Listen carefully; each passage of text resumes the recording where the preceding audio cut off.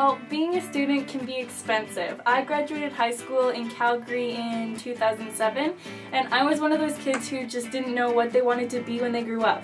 So I took a leap of faith and I decided to go to Edmonton to the University of Alberta, even though none of my friends were going. One of the best decisions I made was to live in residence, for sure. Yes, I know residence is a one-of-a-kind lifestyle, but I met so many great people and I think it was well worth it. I found that it was a really good stepping stone to living on my own. It was also a really great place for me to learn about budgeting and managing my money, and the importance of doing both. I lived in res for 2 years and then moved into a place with 2 of my friends in my 3rd year, and every year I found that I had to work more things into my budget. In res there was a meal plan and I didn't have to worry about budgeting for groceries, but now I do. Not to mention rent and utilities. Now I live in a different place with 3 roommates, and every day, I swear, every day I learn more and more about managing my money.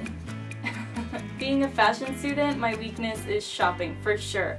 I love to buy new clothes, I love to keep up with trends, and so this was definitely my hardest spending habit that I knew I had to break when I was becoming a post-secondary student. I was never much of a budgeter in high school, but I guess that's because I didn't really have any expenses. And I also had a part-time job during the school year, which helped as well.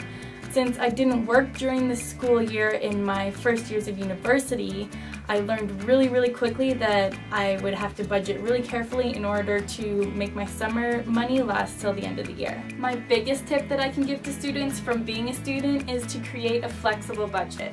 I started off by really strict budgets, and I kept finding that these unexpected expenses would come up. I would get invited to a concert, or I would forget that I needed to buy a friend a birthday present, or just little things like that. My best trick was working an unexpected expenses category into my budget, and that really helped me stay on track. The last thing I want to do in university is turn down a night out with my friends because I can't afford it. That is the worst. So create a budget that works for you, because this might be one of the best times of your life.